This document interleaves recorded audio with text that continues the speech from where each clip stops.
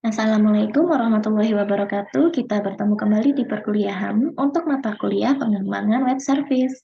Ya, pada pertemuan kedua ini kita akan mempelajari konsep dari REST dan HTTP. REST dan HTTP ya ini sangat erat kaitannya. Karena dalam membuat sebuah REST server itu kita pasti menggunakan protokolnya adalah HTTP. Sekarang kita lihat ya definisi dari REST API itu sendiri. Ini saya kutip dari halaman Wikipedia. Jadi REST API itu adalah gaya arsitektural perangkat lunak yang di dalamnya mendefinisikan aturan-aturan untuk web service. Ya, jadi REST API itu sebenarnya adalah sebuah style atau gaya ngoding aja, jadi bukan aturan baku atau standar. Jadi kalau misalkan teman-teman tidak mengikuti semua aturan yang ada di dalamnya, sebetulnya REST API itu masih bisa dibuat dan berjalan. Tapi nanti kita lihat ya, apa yang terjadi kalau kita nggak mengikuti semua aturan yang ada di dalamnya. Jadi aturan-aturannya itu untuk membuat REST API dan atau web service. Jadi kalau teman-teman lihat ya ilustrasi ini ya di pertemuan sebelumnya, REST API yang ada di tengah-tengahnya ini, nah nanti kita akan mencari tahu gimana sih aturan untuk membuat REST API. Misalkan lagi nih, kalau teman-teman lihat lagi ilustrasi lain dari API. Jadi kalau misalkan teman-teman punya aplikasi yang teman-teman akses ya lewat browser, bisa dari Chrome ya Google Chrome, bisa dari Opera, dari Internet Explorer, kemudian kita kirim request-nya ke internet ya. Nanti kalau misalkan kita terhubung ke API, nah nanti kita akan cari tahu bagaimana cara membuat kotak yang di tengah-tengahnya ini. Nah, nanti aplikasi yang kalian buat itu akan berbeda dengan aplikasi yang dibuat oleh orang lain yang seperti di sebelah kanan ini. Nah, dari sini kita bisa lihat ya bahwa istilah API dengan REST API itu sering tertukar. Ya, mulai dari sekarang kita asumsikan aja. Karena kita udah sama-sama tahu ya definisi dari REST API. Jadi kalau misalnya saya sebut API itu adalah pasti REST API. Ya. Selanjutnya kita lihat ya sebuah ilustrasi yang sering kalian alami. Jadi saya akan mengambil sebuah contoh ya, contoh aplikasi yang mungkin sering teman-teman pakai yaitu aplikasi Traveloka. Yang mana kita tahu ya bahwa Traveloka ini adalah sebuah aplikasi di mana di dalamnya kita dapat melakukan, melihat ya, mencari, memesan tiket ya, tiket pesawat, kereta api, hotel dan lain-lain. Tapi sebenarnya Traveloka ini hanya mengumpulkan data-data dari beberapa perusahaan, ya mungkin perusahaan penerbangan, kereta api, hotel ya karena sebetulnya Traveloka ini nggak punya pesawat ya pesawatnya itu kan punya orang lain ya kemudian kereta api dan hotel juga seperti itu punya orang lain. Mungkin teman-teman ya pernah ada yang beli tiket AirAsia ya dari Traveloka. Tapi AirAsia ini punya website sendiri, bahkan punya mobile apps-nya sendiri yang kita bisa memesan tiket lewat situ. Jadi sebetulnya AirAsia ini punya aplikasinya sendiri. Ya, di mana dia pasti punya database di dalamnya. Si aplikasinya ini berinteraksi dengan database-nya. Tapi kan ini khusus hanya untuk AirAsia. Ya, kemudian begitu juga dengan Garuda. Garuda punya aplikasinya sendiri, database-nya sendiri. Kita bisa langsung pesan ke Garudanya. Begitu juga dengan kereta api. Kita bisa pesan tiket kereta api langsung ke websitenya. Kita tahu ya di Traveloka ini kita bisa memesan semua tiket pesawat dan kereta api ya. Apakah Traveloka itu langsung menghubungkan aplikasinya ke database AirAsia misalnya ya? Kira-kira begitu nggak? Jelas tidak ya. Jadi nggak mungkin Traveloka itu langsung connect ke database-nya AirAsia. Bahaya juga ya kalau orang lain punya akses langsung ke database kita. Meskipun kita kasih hak akses yang terbatas. Jadi gimana Traveloka bisa dapat datanya AirAsia? Karena AirAsia itu punya sebuah API atau web service yang bisa diakses oleh orang lain. Jadi kalau ada yang mau data penerbangan AirAsia, silahkan akses ke API-nya AirAsia. Jadi kita diperbolehkan mengakses. Jadi Traveloka itu minta datanya lewat API. Nanti baru dari API ke database-nya. Sama juga dengan aplikasi yang lain, seperti PT Garuda ya, dia punya API. Ya, PT Kereta Api ya dia juga punya API sehingga si Travelokanya ini ngumpulin datanya itu lewat API itu. Nah, kemudian contoh lainnya ada e-banking ya. Saya ambil contoh Bank Mandiri. Ya, kita bisa transfer antar rekening juga antar bank. Sekarang bayangin Bank Mandiri punya sistem sendiri. Bank BNI juga punya sistem sendiri. Dua sistem ini nggak mungkin terhubung langsung. Masing-masing sistem ini membutuhkan sebuah API. Makanya kita bisa transfer antar bank seperti ini. Kalau teman-teman lihat ya, bank-bank ini pasti punya API-nya sendiri-sendiri. Karena nggak mungkin ya, Bank Mandiri itu secara langsung bisa tahu siapa aja nasabah-nasabahnya Bank BNI. Begitu pula Bank Mandiri. Jadi semua bank ini pasti punya API. Ya, misalkan kita mau beli voucher HP, ya bisa lewat e-banking. Jadi ini yang terjadi adalah Mandiri contohnya, dia akan terhubung ke server API-nya Telkomsel ya.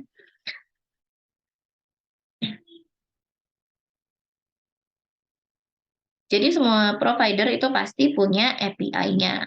Lalu mau bayar listrik ya, artinya PLN punya API-nya juga. Sama juga kalau kita mau bayar macam-macam. Sekarang gampang banget. Kenapa gampang? Karena sekarang semua punya API. Jadi API itu ada di mana-mana. Bisa diakses oleh siapapun. Coba alasannya kenapa semua punya API. Kalau misalkan saya mau transfer antar bank ya lewat e-banking, nah itu kan ada biaya transfernya. Kalau nggak salah ini per transaksi 6.500 ya. Bisa dibayangin nggak sehari itu ada berapa orang yang transfer. Nah, jadi API ini selain untuk memudahkan juga bisa untuk bisnis. Selanjutnya, kita masuk ke ilustrasi REST API.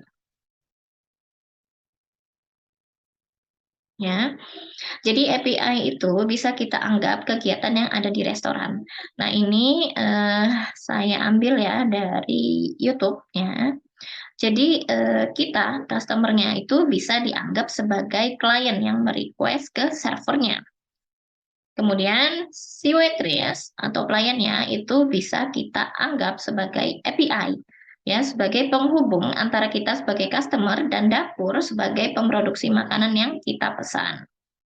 Lalu menu bisa kita bayangkan sebagai REST API. Jadi aturan-aturan pemesanannya ada di menu. Kenapa ada menu? Supaya customer nggak bisa pesan sembarangan yang nggak sesuai dengan menu. Ya, ilustrasinya pada saat kita datang mau pesan, kemudian kita panggil pelayannya. Nah, terus pelayannya datang, kasih menu, lalu waitress mencatat atau pelayannya mencatat pesanan kita. Nah, kita akan melakukan suatu request. Kalau kita sudah pesan dan dicatat, maka waitressnya itu akan mengirimkan pesanan kita dan dia akan merequestkan pesanan kita.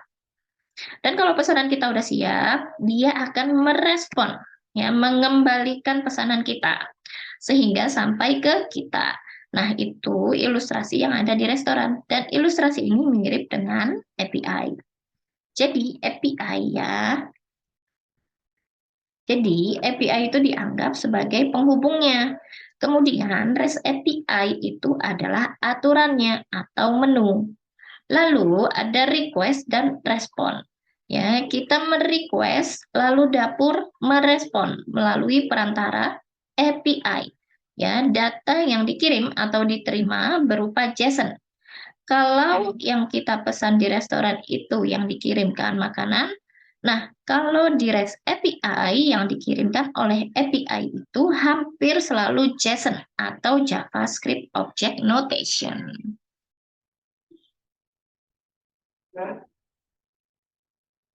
REST API atau Representational State Transfer merupakan gaya perancangan atau architectural style. Kemudian REST API itu stateless, nanti kita akan bahas apa itu stateless. Kemudian ditemukan oleh Roy Fielding di disertasi PhD-nya, dan REST API itu hampir selalu menggunakan HTTP. Kemudian memungkinkan interaksi antar mesin. Jadi protokolnya hampir selalu menggunakan HTTP. Intinya kalau kita mengakses web itu kan user dengan server, manusia dengan mesin. Nah, kalau REST API ini mesin dengan mesin, makanya nanti perilakunya berbeda. Kita akan bahas dulu bagaimana mengakses internet di dalam protokol HTTP. Karena tadi REST hampir selalu menggunakan HTTP. Kita harus paham dulu bagaimana web itu bekerja. HTTP atau Hypertext Transfer Protocol merupakan protokol yang memungkinkan kalian untuk tiap hari membuka Facebook, Twitter, Google, dan lainnya. Nah, itu merupakan protokol HTTP. Kalian tahu nggak apa yang terjadi bila kalian masukkan google.com dalam address bar web browser kalian? Kemudian enter. Kemudian tiba-tiba halaman browser kalian itu tampil halaman Google. Tahu nggak apa yang terjadi di belakangnya? Jadi kita itu menuliskan sesuatu yang disebut dengan URL atau Uniform Resource Locator. Ya, jadi sebuah alamat untuk mengakses sumber daya atau resource. Nah, sumber daya itu macam-macam, bisa halaman HTML, bisa gambar, bisa script, juga bisa CSS. Apapun yang kita akses di halaman web itu kita sebut dengan sumber daya. Ya, di sini contohnya ada https www.facebook.com/index.php. Jadi ada protokolnya dulu HTTP. Kemudian www nama domainnya apa, slash nama filenya apa. Walaupun sebenarnya jarang banget kalian nulis index.php-nya. Padahal sebenarnya di belakang layar yang kalian akses adalah file index.php. Karena ini merupakan resource-nya. Meskipun kita bisa ubah perilakunya menggunakan code igniter, ya, menggunakan fitur mode rewrite, pakai file htaccess, bisa aja perilaku URL-nya berubah, tapi intinya yang kita akses pasti selalu resource atau sumber daya. Kembali ke Google ya, saat kita ketik google.com maka muncul halaman Google. Kemudian jika kita ketik facebook.com, tampil halaman Facebook. Nah, yang terjadi di belakang layarnya seperti ini. Jadi misalkan kita buka laptop atau komputer, ya kita ketik sesuatu lewat browser, ya bisa melalui Mozilla, bisa melalui Chrome ya, ngetik google.com. Itu artinya dia ngirim request ke server Google. Nah, kalau request-nya berhasil, maka server akan mengembalikan respon dan biasanya berupa HTML. Kenapa HTML? Karena yang minta itu manusia.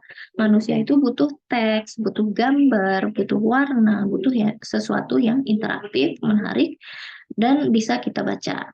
Nah, request ini dikirimkan menggunakan metode GET. Tapi kita juga bisa menggunakan sebuah form. Ya, kalian pasti pernah menemukan form registrasi, form login, dan lain-lain. Misalkan form tambah mahasiswa. Di belakang layar itu sama aja kita mengirimkan request ke server. Ya, tapi kali ini beserta data yang ada di dalam form yang dikirimin. Nanti server menerima datanya itu dan mengirimkan responnya berupa HTML. Apakah data itu berhasil ditambah atau gagal? Dan ini sekarang request-nya adalah false. Itu kalau kita ngakses website biasa. Jadi URL beserta request metodenya. Ini kalau aplikasi web biasa. Di sini saya punya contoh, ada web application menggunakan Code Igniter dengan studi kasus pengelolaan data mahasiswa. Jadi ilustrasinya, kita punya aplikasi CI atau Code Igniter. Kemudian kita punya server. Meskipun yang terjadi adalah web server dan MySQL-nya atau database servernya itu di laptop kita, yang sama dengan laptop yang akses CI-nya, kita anggap terpisah aja ya.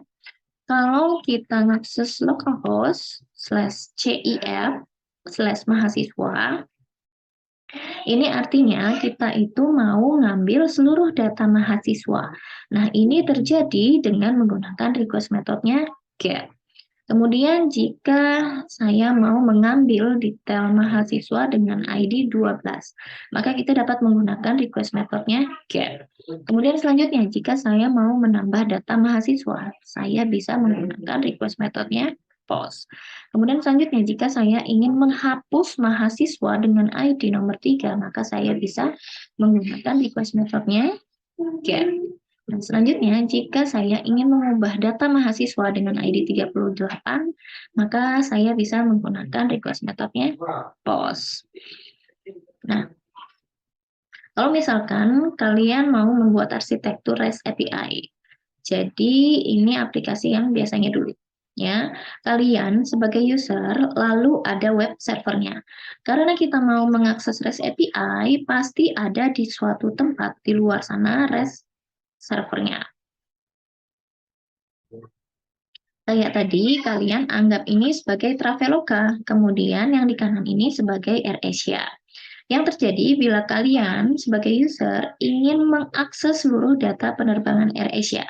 Yang pertama kita minta dulu ke servernya Traveloka. Ambilin dong semua data penerbangan AirAsia. Jadi kita ngirimin request dulu ya beserta datanya kalau ada. Setelah itu baru server Travelokanya ngirimin request ke REST server atau API punyanya AirAsia. Mengirimkan request dan mengubah data menjadi JSON biar dikenali oleh siapapun. Nah, setelah diproses di API-nya, nanti entah itu dia minta ke database atau minta API yang lain. Kalau sudah diproses, data dikembalikan. Data dikirimkan berupa JSON tapi beserta kode statusnya. Nah, setelah itu datanya diterima oleh server, dalam hal ini Traveloka. Ya, Traveloka. Lalu diubah kembali menjadi HTML. Jadi, ini manusia dengan komputer.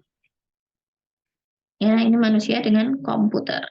Kemudian komputer dengan mesin. Jadi, yang sebelah kiri ya kita anggap ya sebagai REST client. REST client itu bisa macam-macam. Kalau tadi kan aplikasi web yang diakses lewat laptop, bisa juga lewat desktop, juga bisa lewat PC. Nah, REST client itu juga bisa mobile app ya seperti Android, kemudian iPhone. Kemudian juga bisa smart home ya. Smart home itu ada Google Home, kemudian ada Alexa, bahkan app cloud. Nah, kode status itu apa? Status yang dikirimkan dari server API-nya ke REST client. Di sini kode statusnya ada yang 200. 200 itu artinya sukses, kemudian 404 artinya not found, kemudian 500 server error. Nah, nanti teman-teman silakan saja lihat di halaman Wikipedia, masih banyak kode status yang belum saya jabarkan di sini. Kenapa butuh kode status? Jadi yang ngobrol itu adalah mesin dengan mesin.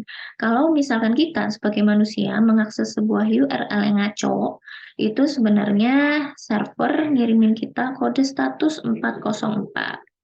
Tapi karena kita manusia, kita bisa baca errornya apa? 404, page not found. Kita sebagai manusia bisa mikir, oh kayaknya saya salah deh ngetikin URL-nya. Mesin nggak begitu. Nah itu kenapa kita butuh kode status.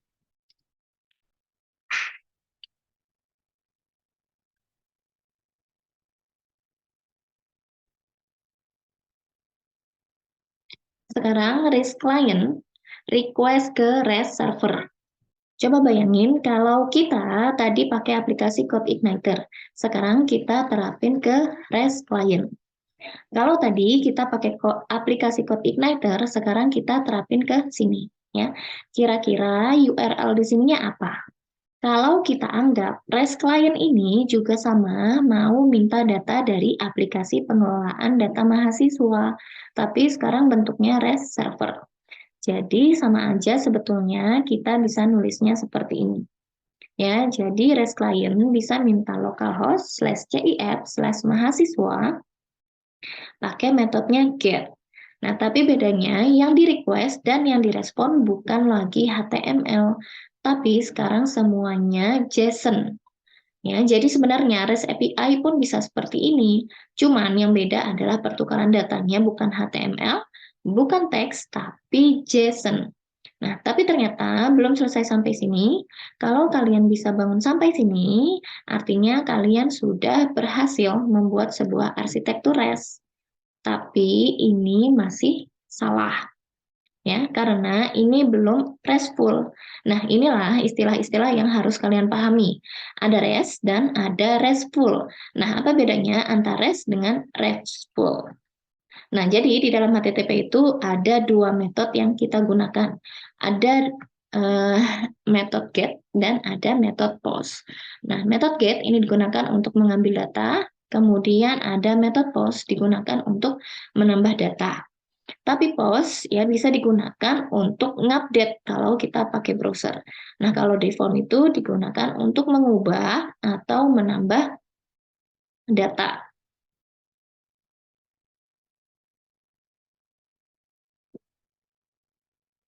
Tapi sebetulnya di luar ini, ya di luar dua ini, ternyata masih ada banyak metode atau verbs lain.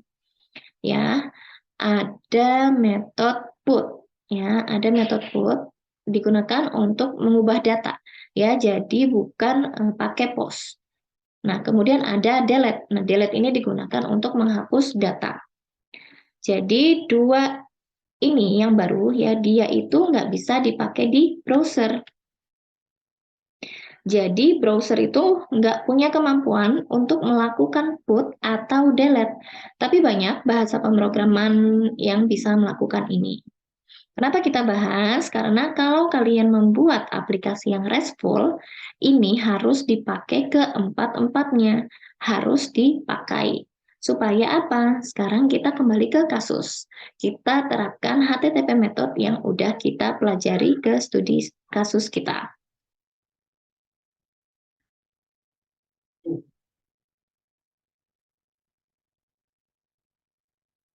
Jadi, saya mau melihat, saya ingin mengakses seluruh data mahasiswa bisa menggunakan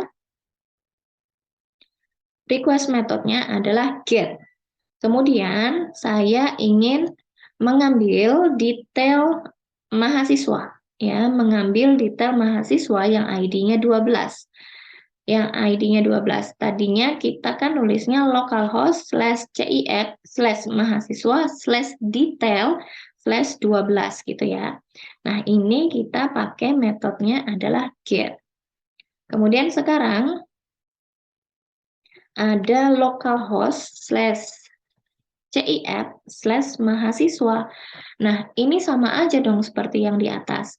Nah, yang membedakan itu adalah request metodenya adalah post. Nah, jadi kalau misalkan kita menggunakan request metodenya adalah post, jadi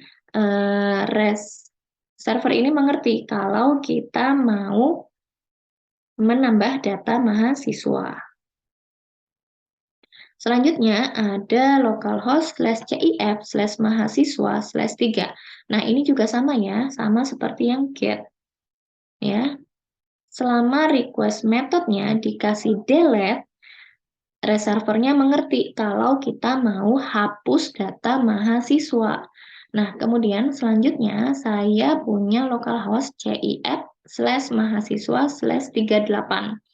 Nah, selama request metodenya menggunakan put, ya, jadi reservernya itu tahu kalau kita ingin mengubah data mahasiswa dengan ID-nya 38. Nah, jadi menggunakan teknik ini adalah salah satu cara yang benar untuk membuat REST API. Nah, ini yang disebut dengan endpoints, ya. Kemudian selanjutnya ada stateless, ya, atau ketidakadaan sebuah state dalam sebuah isolasi, ya. Setiap request HTTP dilakukan secara terisolasi. Jadi, kemudian selanjutnya, server tidak menyimpan state apapun mengenai sesi dari klien. Jadi nggak ada session di REST API ini. Karena kalau aplikasi biasa, kita bisa tahu yang sedang login itu siapa. Nah, REST API ini nggak boleh. Kemudian selanjutnya, setiap request dari klien harus berisi semua informasi yang dibutuhkan server, termasuk informasi autentikasi. Jadi setiap ngirim, dia harus ngirimin dulu autentikasinya apa. Dia itu siapa? Karena tadi tidak boleh ada sesi. Nah, itu yang disebut dengan stateless. Dan stateless adalah salah satu syarat membuat RESTful API.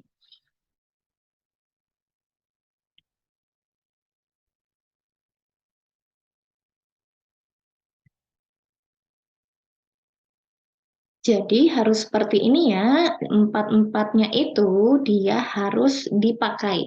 Ya, kayak mahasiswa slash tambah itu nggak boleh ya, bisanya sampai mahasiswanya aja.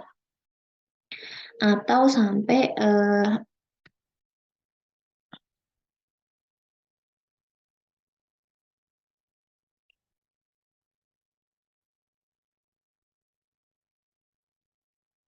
baik, ini merupakan slide terakhir dari pertemuan ini. Nanti kita akan masuk ke pertemuan selanjutnya, kita akan membahas tentang JSON, ya. Baik, Pertemuan ini saya akhiri dengan alhamdulillah dan wassalamualaikum warahmatullahi wabarakatuh. Sampai bertemu kembali di pertemuan selanjutnya.